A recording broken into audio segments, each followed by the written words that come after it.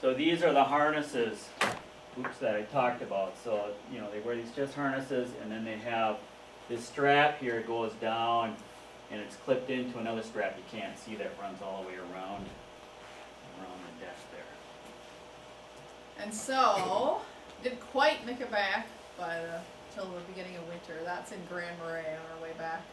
And that particular trip, to give you an idea, people ask, what about doctors and kids getting sick and that sort of thing, and we have had several instances where kids, when we've been in real remote areas where the kids have gotten sick.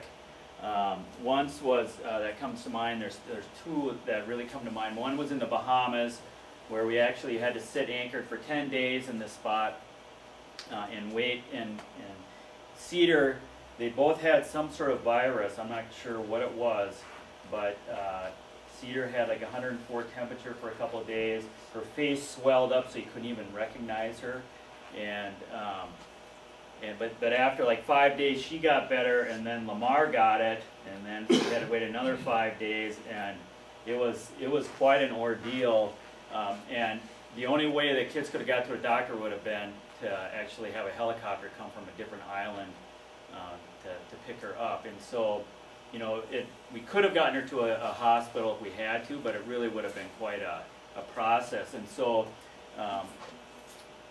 we learned through that and some other situations like that, with a little bit of knowledge and patience, and you can get your kids through some situations like that without having to go to the doctor. And there's, their bodies are very resilient in that way. And then another time, right, the day before this picture was taken, we were up at Chippewa Harbor on Isle Royale, and we were kind of on our way back. This is around the 10th of October, and Cedar had gotten an earache when we got into Chippewa Harbor, or over to Isle Royale on the way back from that trip in '09.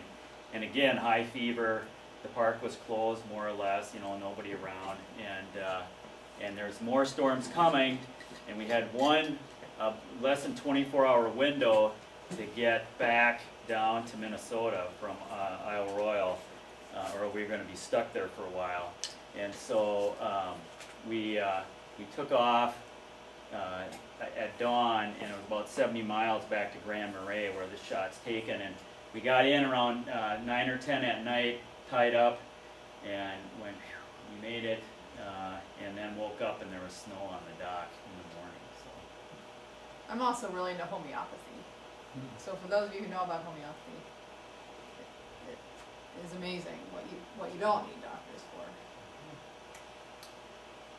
all right, so one of the things that happened on that 6-week trip in the fall of 2009 is that was our time to kind of regroup and figure out what the next step was going to be. As Scott just said, we decided we wanted to start this sailing business, but the boat that we owned at the time, Amicus, wasn't going to be big enough. It was fine for our family, but it just simply wasn't big enough to take people out with us. And so we did a big countrywide search. We knew we wanted a steel boat.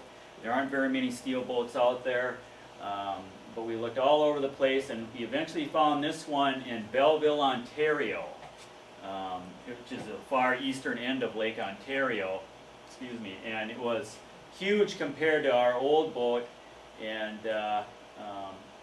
but we decided to move ahead with it, and we bought it. You can go ahead, Cedar.